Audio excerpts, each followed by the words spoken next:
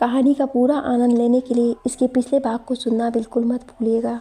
उसका लिंक मैं आपको डिस्क्रिप्शन बॉक्स पर दे दूंगी और साथ में कमेंट बॉक्स में पिन भी कर दूंगी, तो आप वहां से भी जाकर सुन सकते हैं।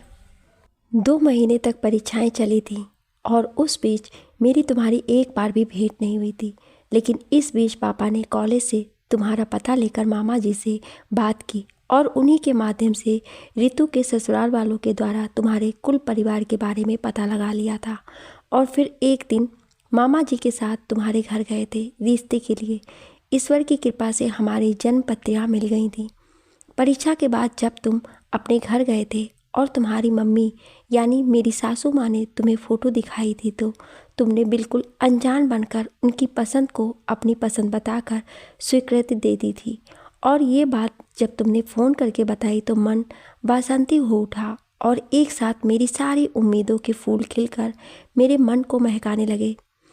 अंबर भैया जब छुट्टियों में आए तो वे बाबा को लेकर तुम्हारे घर गए थे और शाम को जब वहाँ से लौट कर आए तो बाबा तो खुश थे, लेकिन भैया अनमने थे। मम्मी के बहुत पूछने पर उन्होंने कहा, मम्मी वर्षा शुरू से शहर में रह रही है, वो गांव में कैसे रह पाएगी, और लड़का भी अभी पढ़ रहा है, इसलिए मेरा मन इस रिश्ते के लिए तैयार नहीं हो रहा है। भैया की चिंता जायज़ थी। शुरू से ही मुझे गांव के नाम पर बुखार आता था। जब भी मम्मी दादी के पास जाती थी मैं 2 दिन में ही वापस लौटने की जिद करने लगती थी, और अब ये पूरे जीवन का फैसला था। लेकिन तुम्हारे प्यार के लिए तुम्हारे साथ हर जगह रह लूँगी। भैया अपनी बात कहते हुए मेरी ओर देख रहे थे, पर मैंने अपनी पलकें झुका ली थी। पापा और बाबा भी वहीं थे। मम्मी के कुछ बोलने से पहले ही पापा ने कहा, बेटा ये बात मैंने पहले ही कही थी, लेकिन तुम्हारी मम्मी और बाबा इससे सहमत नहीं है। इन लोगों का कहना है कि लड़का बहुत होशियार है, निश्चय ही उन्नति करेगा। पुराने जमींदार हैं, जमीन जायदाद भी बहुत है, और सबसे बड़ी बात परिवार बहुत बड़ा नहीं है। लेकिन पापा वर्षा अभी ग्रेजुएशन कर रही है, इसकी पढ़ाई का क्या होगा, इसके बारे में बात की आपने? हाँ, बादल के पिताजी से बात हो गई है। उन्होंने कहा है कि केवल 2 साल की बात है, नवंबर तक शादी होगी, तब तक सेकेंड ईयर पूरा हो जाएगा, और जब तक गौना होगा तब तक 3rd ईयर हो जाएगा। दान दहेज की बात साफ साफ कर ली है आप लोगों ने? मम्मी ने धीरे से कहा, क्योंकि मम्मी ज़्यादातर पापा और पापा के बीच में बोलती नहीं थी। हाँ, सब बात हो गई है, और मैंने वहीं पंडित जी को बुलाकर एंगेजमेंट, बरीक्षा, तिलक और विवाह की तिथियां तय कर दी हैं।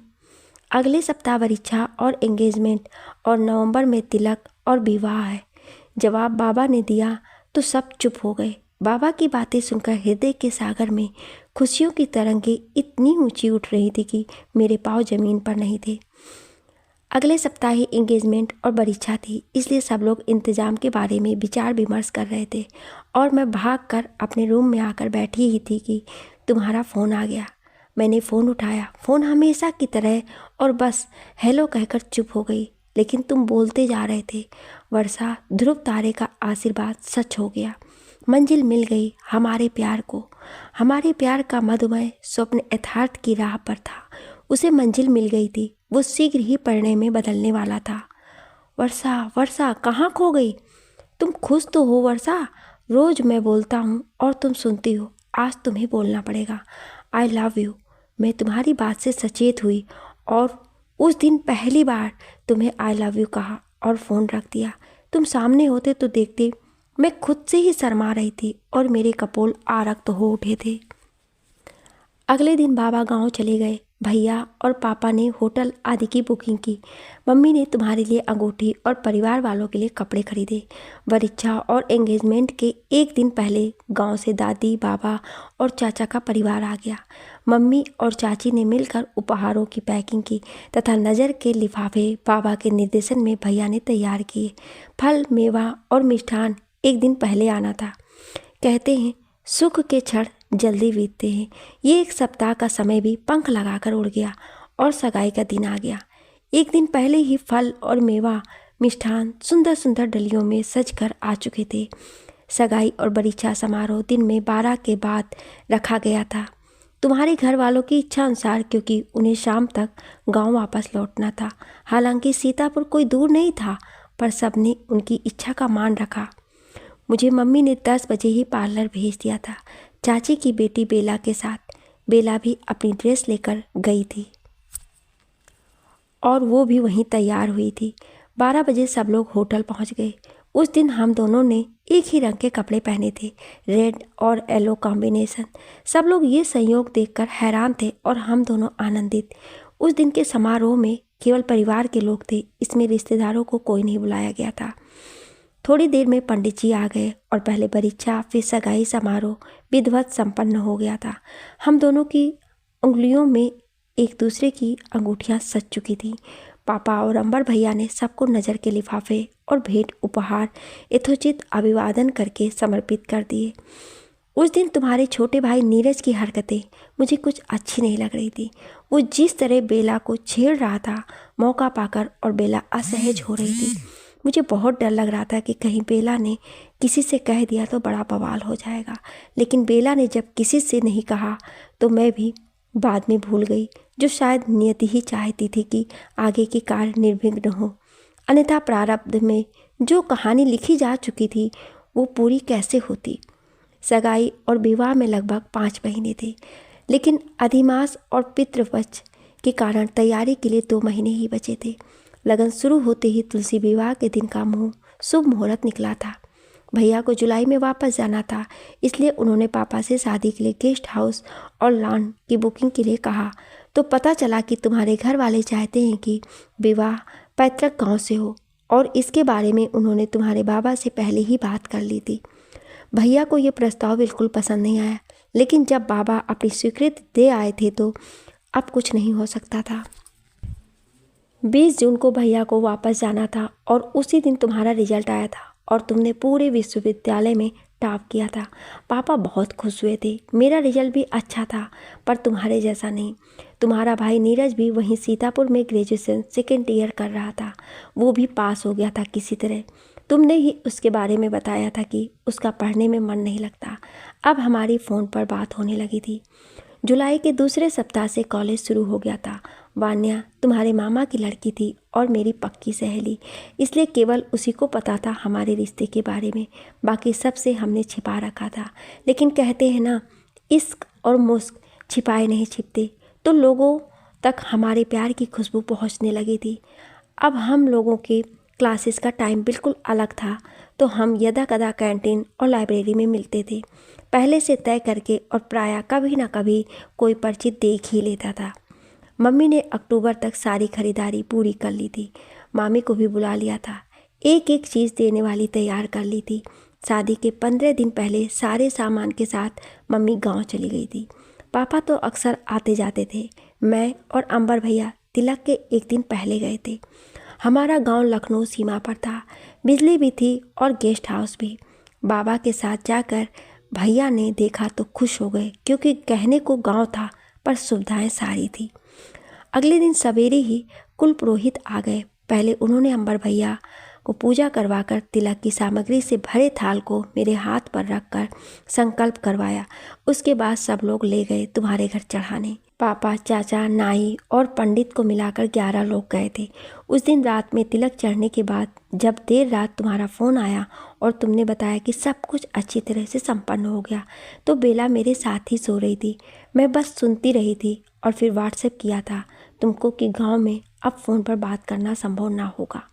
अगले दिन से विवाह के मांगलिक कार्यक्रम आरंभ हो गए थे। हल्दी, रत जगह, तेल पूजन, मार्त पूजन, और फिर विवाह का दिन आ पहुंचा। सुबह भोर में सुहाग मांगने जाना था नंगे पैर। मम्मी बहुत परेशान थी, पर मुझे तुम्हारे लिए कच्ची गलियों के कंकड़ भी फूल लग रहे थे। सबसे पहले गौरी शंकर के मंदिर में माँ गौरी से सुहाग मांगा। फिर मंडप के नीचे 7 सुहागनें बारी बारी से सुहाग देते हुए गीत गा रही थी। अरे सुहाग बदरिया बरसे, मड़ाए माँ सुहाग बरसे।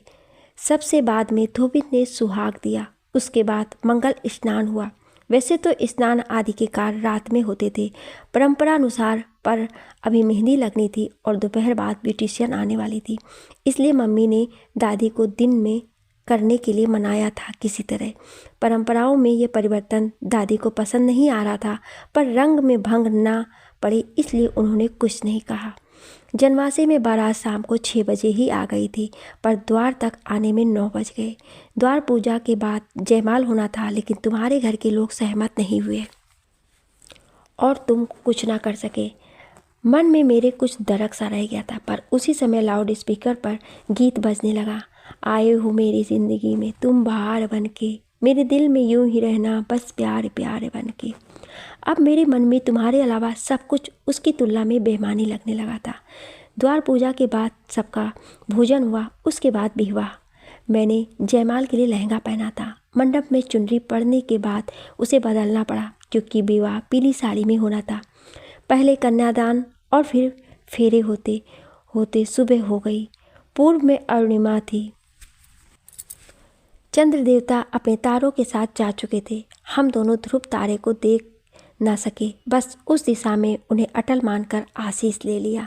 सवेरे 10 बजे विदाई हो गई। अब मम्मी पापा और भैया का बिछोह तुम्हारे प्रेम पर भारी पड़ रहा था। आंसुओं का बांध जो एक बार टूटा तो संभल नहीं सका। ससुराल के द्वार तक नैन बहते ही रहे। आज तुम्हारे लिए भी मुझे संभालना कठिन हो गया था। बहू परछन के लिए जब सासू माँ आई, तब जाकर सिसकियाँ कम पड़ी। कोहबर के खेल में बार बार तुम मुझे जिता रहे थे, इसलिए भाभीयों ने तुम्हारा बहुत मजाक बनाया था, और इस हंसी खेल में कुछ देर के लिए मायके के बिछोह का दुख तिरोहित हो गया था। खेल समाप्त हुआ और मैं जीत गई थी। कोहबर में गांठ खोलने का नेक देने के बाद तुम बाहर चले गए थे और मैं वहीं बैठी थी। कुछ देर बाद तुम्हारी ताई जी की बेटी स्नेहा मुझे लेकर मेरे कमरे तक गई थी। कमरा काफ़ी बड़ा और साफ सुथरा था, पर वैसा नहीं था जैसी कल्पना की थी। मेरा खाना मेरे कमरे में आ गया था।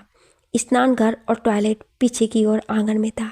स्नेहा ही मुझे ले गई थी। मैंने स्नेहा से कहकर अपनी अटैची कमरे में मंगवाई और अपने कपड़े बदलकर तुम्हारी पसंद की पीली सी फॉन की साड़ी पहन ली। कमरे में पहले का पुराना पलंग पड़ा था, क्योंकि मेरा तो दहेज का सामान अभी खुला ही नहीं था। कमरे की खिड़की थोड़ी ऊंची भी थी। मैं कमरे का निरीक्षण कर रही थी, तभी मम्मी का फ़ोन आया और मेरे आंसू बह चले। उन्होंने बहुत सी बातें की, बहुत समझाया, और उनके फ़ोन रखने के बाद भी मैं उन्हीं के साथ कब स्वप्न लोक में विचरने लगी जान ही ना सकी। आने वाली नई सुबह मेरे जीवन की जो नई कहानी लिखने वाली थी, उसका पता मुझे कहाँ था। सुबह 5 बजे मोबाइल के अलार्म से नींद खुल गई, लेकिन उठने का मन नहीं था। किंतु अगले ही क्षण ध्यान आया कि नहीं, ये मायका नहीं, ससुराल है, वो भी गांव में। और फिर अब मैं माँ की लाडली बेटी नहीं, बहू हूँ किसी की। परिणय सूत्र में बंधते ही जीवन के कैनवास में कुछ नए रिश्तों के रंग भर दिए गए हैं। दुनिया बहुत कुछ बदल चुकी थी, ये सोचते ही मैं तुरंत उठ गई। खिड़की का पर्दा हटाकर देखा तो अंधेरे और उजाले में कड़ा द्वंद्व जारी था।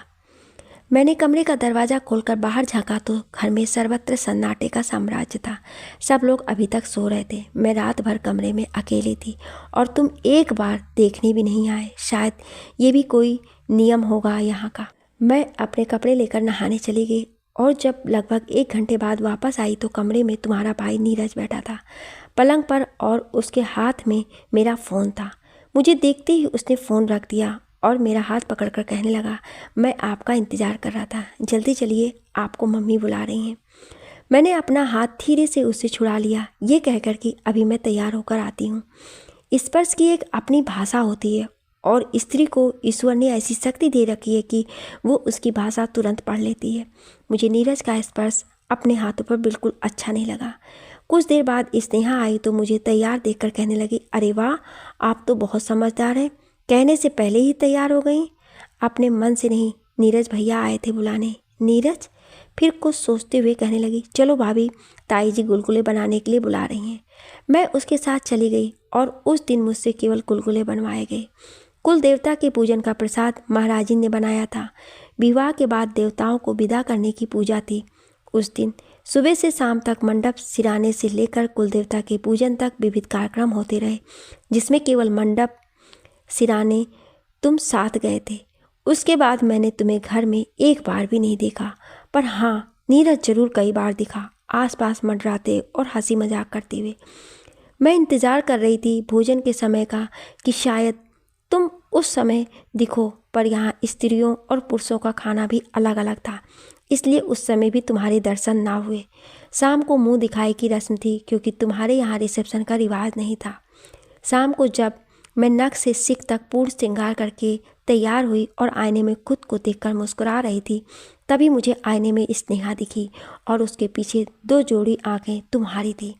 मैं लजाकर आईने के सामने से हट गई और स्नेहा जैसे ही तुम्हारी ओर मुड़ी, तुम जल्दी से चले गए वहाँ से। मुँह दिखाई करते नाते रिश्तेदार जब मेरे रूप की प्रशंसा करते नहीं थक रहे थे, तभी सासू माँ ने ये कहकर कि रूप के साथ गुण भी होना चाहिए, मेरे अंतर मन में सद्य प्रज्वलित खुशियों नन्हे द्वीप त्वरित प्रभाव से बुझा दिए। देर रात तक गीत गाने का कार्यक्रम चला, जिसमें मुझे भी गाना पड़ा। सबने मेरे मधुर कंठ की बहुत प्रशंसा भी की, लेकिन सासू माँ के मुख से प्रशंसा का एक शब्द नहीं निकला। उस समय मम्मी की बहुत याद आई थी। बहुत देर से घूंघट में सिर झुकाए बैठे बैठे मैं थक गई थी। नींद से पलकें बोझिल हो रही थी, पर कुछ कह नहीं सकती थी। बड़ी देर बाद मौसी को मुझ पर दया आ गई और फिर उनके कहने पर स्नेहा मुझे ले गई वहाँ से, लेकिन कल वाले कमरे में नहीं, दूसरे कमरे में। ये दूसरी मंजिल पर था। स्नेहा बाहर से ही छोड़कर चली गई। मैं रूम के अंदर जाकर दरवाज़ा बंद ही कर रही थी कि तुमने जाने कहाँ से आकर मुझे अपने बाहों के घेर लिया और मैं घबराकर तुम्हारी बाहों में अचेत हो गई। पता नहीं कितनी देर बाद होश आया तो बेड पर तुम्हारी बाहों में थी। मुझे होश में आया देख तुम्हारा चेहरा खिल उठा। तुम्हें इतने करीब पाकर मेरा तन मन वासंती हो उठा। स्त्री सुलभ लज्जा से चूक गई पलकें और वे सारी रात भीगती रहीं तुम्हारे प्यार के अप्रतिम एहसास में। अर्धनिमिलित नैनों से देख डाले ना जाने कितने स्वर्णिम भविष्य के सपने, जो बस सपने ही रहे सदा। ब्रह्म मुहूर्त में जब पक्षी जागने का संदेश दे रहे थे, हम दोनों के ही नैन बंद होने की आज्ञा मांग रहे थे। मुश्किल से 2 घंटे सोए होंगे कि दरवाजे पर आहट हुई। मैंने उठकर दराज से देखा तो नीरज के जैसा ही कोई था। मैंने दरवाज़ा खोला तो सच में नीरज सीढ़ियाँ उतर रहा था। सुबह सुबह मेरा मन खराब हो गया। मन हुआ तुमसे कह दूं जो मन में चल रहा है। फिर देखा तो तुम गहरी नींद में निश्चिंत सोए थे, तो कुछ सोचकर रोक लिया अपने आप को। मैं तैयार होकर नीचे पहुंची तो तुम्हारी मम्मी रसोई में थी। मुझे देखते ही कहा, वर्षा तुम चाय नाश्ता बना लो, महाराजिन थोड़ी देर से आएगी। सुनकर मेरे तो हाथ पैर फूल गए थे। इतने लोगों के लिए तो कभी कुछ किया ही नहीं था। वो तो भला हो स्नेहा का जो आ गई किचन में, नहीं तो पता नहीं क्या होता। उसी दिन शाम को अंबर भैया चौथी लेकर लेने आ गए। पापा ने मेरे साथ तुम्हें भी बुलाया था और तुम मेरे साथ चलना भी चाहते थे, पर सासू माँ ने जाने नहीं दिया था। तुम अगले ही दिन लखनऊ वापस चले गए और भैया के साथ मैं अपने मायके। मम्मी पापा भी दुखी थे तुम्हें साथ ना देखकर। मुश्किल से 3 दिन बीते ही होंगे कि संदेशा आ गया फिर से ससुराल जाने का। अगले दिन सुबह ही ससुर जी आ गए और मैं शाम को उनके साथ वापस आ गई। तुम तो 1 हफ्ते बाद ही लखनऊ चले गए थे, क्योंकि पढ़ाई का नुकसान हो रहा था। हर शनिवार घर आते थे और सोमवार की सुबह चले जाते थे। नीरज ने एक दिन सासू माँ के सामने ही मुझसे बेला से विवाह की बात चलाने को कहा था, और मैंने जब ये कहकर मना कर दिया कि वो बहुत छोटी है और चाचा जी अभी उसका विवाह नहीं करेंगे, तो नीरज मुझसे लड़ने लगा। सासू माँ भी वहीं थी, लेकिन उन्होंने उसे रोका नहीं, बल्कि मुझे ही डांटने लगी कि नीरज में क्या कमी है जो तुमने इस तरह मना करके अपमान किया। उनका ये रूप देखकर मेरे तो होश ही उड़ गए। उस दिन से घर में सबका व्यवहार मेरे प्रति बदल गया था। घर का सब काम मेरे ऊपर छोड़ दिया गया। काम ही करते करते रात के 12 बज जाते थे। पढ़ने का तो बिल्कुल समय ही नहीं मिलता था। मेरी किताबें तो अब मुझे चिढ़ाने लगी थी और उसके ऊपर से नीरज की बदतमीजियाँ बढ़ गई थी। तुमने जब घर में मेरा पक्ष लिया तो सब तुम्हें भी जोरू का गुलाम कहकर कोसने लगे। उस दिन से तुम बहुत परेशान रहने लगे थे और तुमने मेरे पापा से मेरी पढ़ाई का हवाला देकर वहाँ से लाने को कहा था। पापा और भैया तो पहले ही चिंतित थे मेरी पढ़ाई के लिए, और जब तुमने भी कह दिया तो 1 महीने बाद पापा स्वयं गए, बात करने गए। तो बड़ी मुश्किल से ससुर जी ने ये कहकर भेजा कि हर छुट्टी में ससुराल जाना होगा। मैं पापा के साथ वापस लखनऊ आ गई। अगले दिन से कॉलेज जाने लगी। कॉलेज में तुम कभी कभी मिल जाते थे और अब घर भी आते थे। ससुराल वालों के व्यवहार से मम्मी थोड़ी चिंतित थी, पर तुम्हारी तरफ से निश्चिंत थी। पीजी के साथ साथ तुम सिविल सर्विसेज की तैयारी कर रहे थे। फिर भी ससुर जी का सख्त ऑर्डर था हर शनिवार घर आने का। शिवरात्रि की छुट्टी के साथ रविवार पड़ रहा था। सासू माँ ने तुम्हें आज्ञा दी थी मुझे साथ लाने के लिए, लेकिन उसी दिन मेरी तबीयत बहुत ख़राब हो गई। मम्मी पापा ने तुम्हें भी फ़ोन करके बुला लिया और उस शनिवार मैं क्या तुम भी नहीं जा सके। डॉक्टर ने तुमसे मेरा और ज़्यादा ध्यान रखने को कहा था। हम दोनों रिश्ते का एक नए रूप को जीने की ओर कदम तो बढ़ा चुके थे, लेकिन जीवन की परिस्थितियाँ चिंतित कर रही थी। लेकिन उसी क्षण मम्मी पापा के आशीर्वाद के संबल ने चिंताओं के अंधकार से बाहर निकलने का साहस दे दिया। मेरे ससुराल ना जाने तुम्हारे घर में नाराज लोगों का उनका वंश आगे बढ़ने की खबर भी खुश ना कर सकी। और जब तुमने अपने घर में बताया कि डॉक्टर ने मुझे पूरा बेड रेस्ट बताया है, तो सासू माँ और नीरज के विरोध करने पर भी ससुर जी ने मायके में ही रहने को कह दिया था और मेरे दिल में उनके लिए इज्जत बढ़ गई थी। फितरती आदमी अलग अलग समय में अपने स्वार्थ बस अलग रूप रखता है, ये मैं अब वो तब कहाँ जानती थी। अब तुम्हारे ऊपर बड़ी जिम्मेदारी थी। अपनी पढ़ाई, मेरी पढ़ाई और मेरा स्वास्थ्य सब तुम्हें देखना था। हर शनिवार घर जाना भी आवश्यक था, अन्यथा तुम्हारे मम्मी पापा नाराज हो जाते थे। तुम चुपचाप सब हंसते हंसते संभाल रहे थे। होली में अंबर भैया आए थे, उनका एक बहुराष्ट्रीय कंपनी में प्लेसमेंट हो गया था। पापा ने होली में तुम्हारे पिताजी को सपरिवार बुलाया था, लेकिन उन्होंने स्पष्ट मना कर दिया। तुम होली के 2 दिन बाद आए थे शाम को मिलने। अपने घर के बारे में कोई बात चलने पर तुम मौन धारण कर लेते थे। भैया तुम्हारी स्थिति देखकर मेरे लिए बहुत चिंतित हो जाते थे, पर क्या कर सकते थे। नियति के आगे तो भगवान भी हार गए थे। फिर हम तो साधारण मनुष्य थे। 2 महीने बाद भैया की ज्वाइनिंग थी। हमारी भी परीक्षाएं हो गई थी। तुमने भी यूपीएससी का प्रीलिम क्लियर कर लिया था। सितंबर में मेन एग्ज़ाम की डेट थी। मेरी डिलीवरी डेट भी सितंबर में ही थी। जून लास्ट में मेरे ग्रेजुएशन और तुम्हारे पीजी का रिजल्ट आ गया। तुम इतनी समस्याओं के साथ भी पहले स्थान पर, और तुम्हारी वजह से मैं भी अच्छे नंबरों से उत्तीर्ण हो गई थी। 15 जुलाई से यूनिवर्सिटी खुल गई थी। मैं घेरदार अनारकली सूट पहनकर किसी तरह 1 महीने तक मैं क्लास अटेंड करने गई। उसके बाद डॉक्टर ने मना कर दिया था। तुम प्रायः रोज़ मिलने आते थे और हमेशा कहते थे, देखना हमारी प्रेरणा कितनी भाग्यशाली है। मैंने प्रीलिम एक बार क्लियर कर लिया और 23 सितंबर को होने वाले मेन एग्ज़ाम में भी निश्चय ही सफलता मिलेगी। पर नियत की चाल को हम समझ पाते तो हमारे सपने बेरंग ही क्यों होते। 9 सितंबर को सुबह से ही मेरी तबीयत ठीक नहीं थी। रात को दर्द बढ़ने पर मम्मी पापा ने हॉस्पिटल में एडमिट कराया। तुम सारे समय मेरे साथ थे। अगले दिन बड़े ऑपरेशन से हमारी बेटी का जन्म हुआ, जिसका नामकरण तो तुमने पहले ही कर दिया था। 1 सप्ताह तक मैं हॉस्पिटल में थी, पर तुम्हारे घर से कोई देखने तक नहीं आया। 3 दिन बाद तुम्हारा एग्ज़ाम था, इसलिए नामकरण 1.25 महीने बाद रखा गया। छठी बरही के लिए तुम्हारे घर खबर भेजी गई, पर तुम्हारी माँ ने बीमारी का हवाला देकर आने से मना कर दिया। हमारी नन्ही गुड़िया बिल्कुल तुम्हारी प्रतिकृति थी। तुम्हारी देखा देखी सब उसे प्रेरणा बुलाने लगे थे और वो अपनी बड़ी बड़ी पलकें ऐसी झपकाती थी मानो सब समझ रही हो। उस दिन तुम जब एग्ज़ाम के लिए जा रहे थे मम्मी से आशीर्वाद लेकर, तो ना जाने क्यों प्रेरणा एकदम से रो रही थी, जैसे तुम्हें रोक रही हो। तुम उसका करुण रुदन सुनकर गेट से वापस लौट आए थे, लेकिन फिर वापस जाना पड़ा और फिर ऐसे गए कि वापस ही नहीं आए। सुबह से शाम हुई, फिर रात हो गई, पर तुम्हारा कहीं पता ना था। पापा ने तुम्हारे घर फ़ोन किया, पर तुम वहाँ भी नहीं थे। रात में पुलिस स्टेशन गए, पर रिपोर्ट नहीं लिखी गई। मम्मी पापा परेशान थे। मेरी तो दुनिया ही अंधेरी थी तुम्हारे बिना। जाने कैसे कैसे भयानक ख्याल जीने का साहस छीनने की कोशिश कर रहे थे।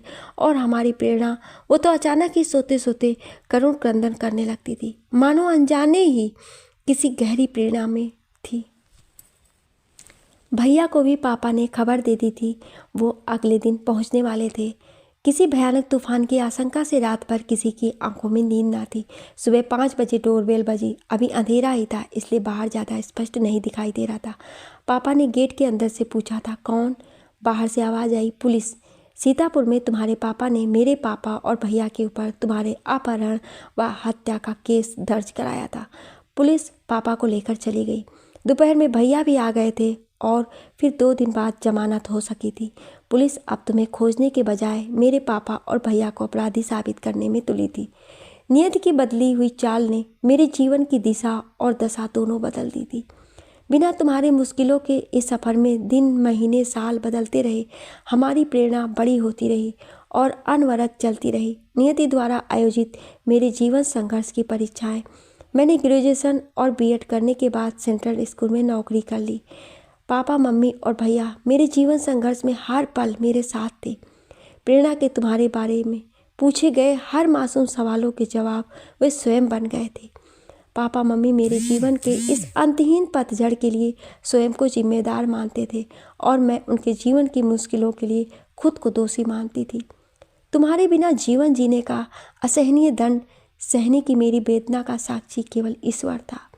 आंसू सिर्फ रात के अंधेरे में ही नैनों कोठरों से बाहर आने के लिए मचलते थे। दिन में तो बस केवल आंखों में तुम्हारी अंतहीन प्रतीक्षा और तुम्हारे जीवन का सपना था जिसे अब मुझे पूरा करना था। सालों केस चला था, पापा का पैसा बहुत खर्च हुआ, लेकिन तुम्हारे घर वालों को हाई कोर्ट, सुप्रीम कोर्ट हर जगह हार मिली थी। पापा और भैया ने केस लड़ने के साथ साथ तुम्हें खोजने में कोई कसर बाकी न रखी। पर मेरी किस्मत ही मुश्किलों का सफ़र अकेले तय करना लिखा था, इसलिए तुम्हारा आज तक कोई पता न चला। इस बीच तुम्हारे भाई नीरज का विवाह हो गया और थोड़े ही दिन में उसकी पत्नी की हत्या के अपराध में पूरे परिवार के जेल जाने की खबर आई थी। मुझे ना जाने क्यों शुरू से ही तुम्हारा भाई अपराधी प्रवृत्ति का लगता था और कभी कभी तो शक होता था कहीं उसने मुझसे बदला लेने के लिए तुम्हारे साथ कुछ किया तो नहीं। पर अगले ही पल ईश्वर से तुम्हारी रक्षा के लिए प्रार्थना करने लगती, क्योंकि अंतर्मन के कोने में अभी भी तुम्हारे आने की आशा का दीप जलाकर रखा है। तुम्हारा परिवार 7 साल बिना जमानत जेल में रहा। तुम्हारा पूरा घर बर्बाद हो गया, पर अभी भी वे लोग अपनी हरकतों से बाज नहीं आए थे। पहले तुम्हारे पिताजी ने पापा को फ़ोन करके उन पर केस करने के लिए क्षमा मांगी, फिर नीरज से विवाह करके मेरी ज़िंदगी संवार कर अपने अपराध का प्रायश्चित करने का अवसर मांगने लगे। क्रोध से पापा कांपने लगे थे उनकी बात सुनकर।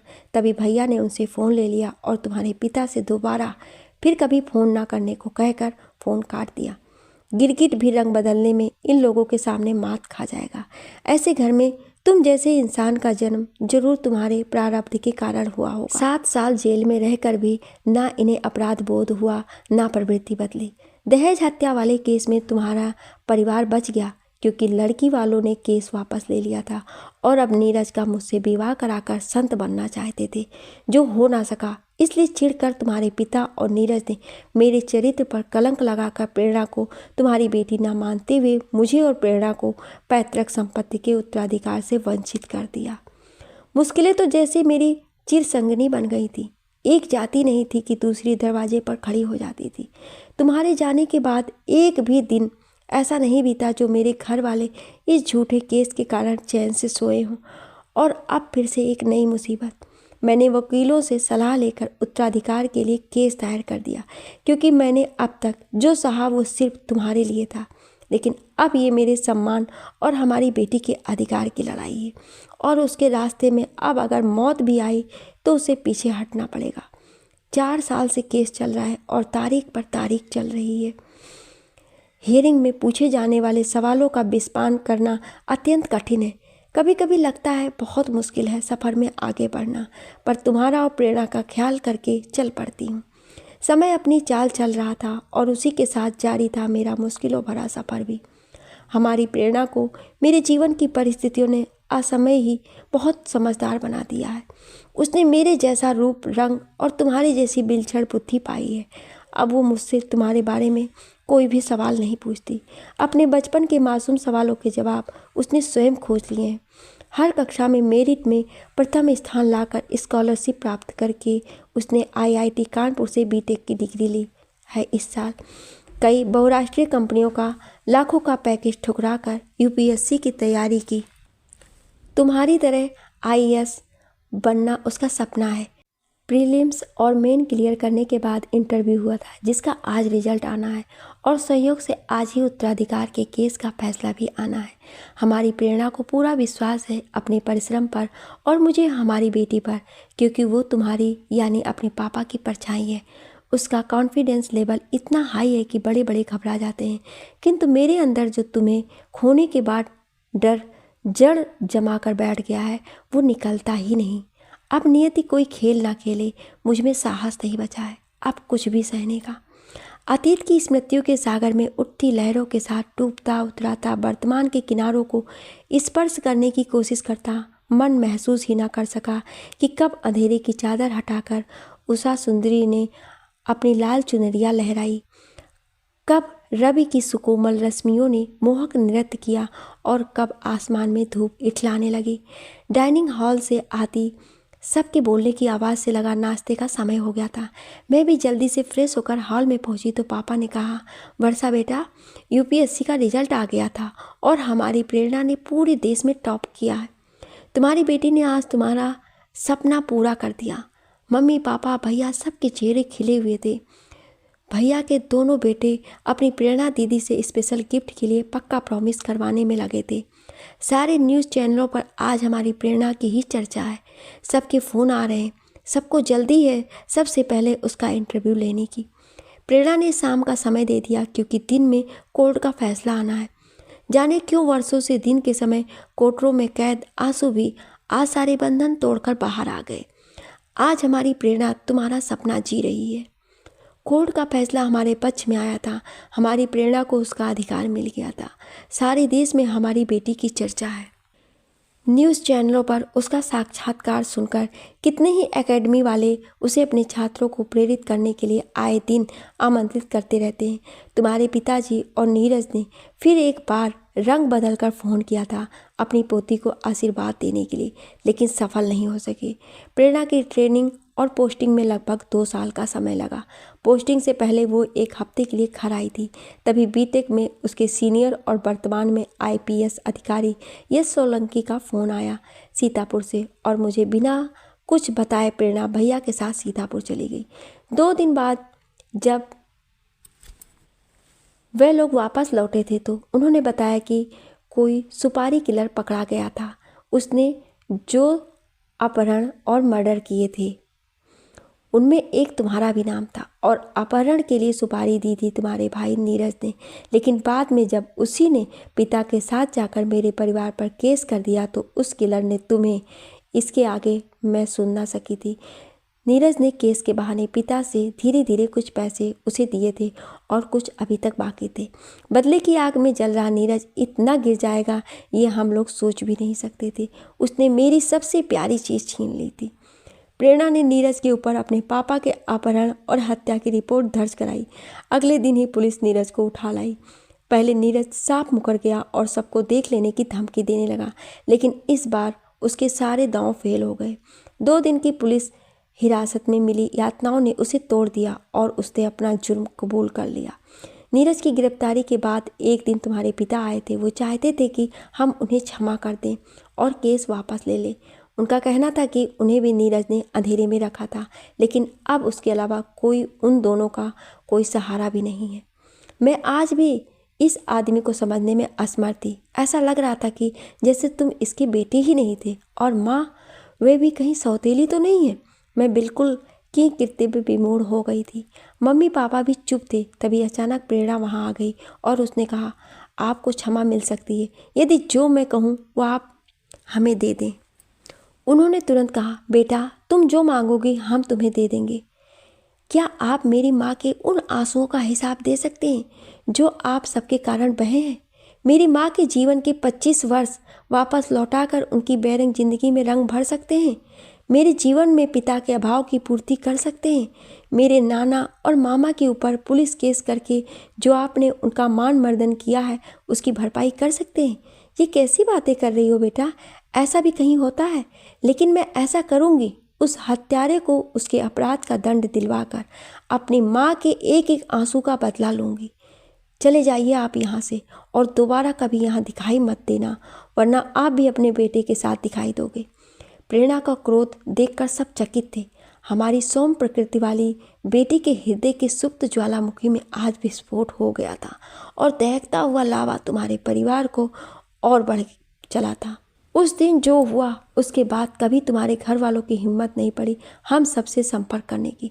हमारी बेटी प्रेरणा के प्रयासों से फास्ट ट्रैक कोर्ट में केस चला। नीरज के वकीलों की कोई दलील काम नहीं आई और उसे आजीवन कारावास की सजा हो गई। इतने लंबे समय बाद तुम्हारी बेटी की वजह से तुम्हें न्याय मिला। हमारी बेटी प्रेरणा ने अपने पिता के हत्यारे को उसकी असली जगह पहुंचा दिया। तुम्हारी मुस्कुराती हुई तस्वीर पर फूलों का हार चढ़ गया था, क्योंकि तुम्हारे वापस लौटने की उम्मीद का दिया पूरी तरह बुझ चुका था और ज़िंदगी से हर वो रंग भी रूठ गया था जो अभी तक तुम्हारे कहीं होने का प्रतीक था। जी तो वैसे भी रही थी तुम्हारे बिना ज़िंदगी, लेकिन एक आस थी तुम्हारे लौटने की, पर अब वो भी टूट गई थी।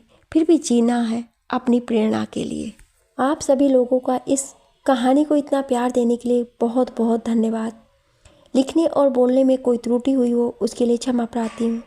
आपको ये कहानी कैसी लगी हमें कमेंट करके ज़रूर बताएं और ऐसी ही इंटरेस्टिंग कहानियाँ सुनने के लिए हमारे चैनल को सब्सक्राइब ज़रूर करें। Thank you.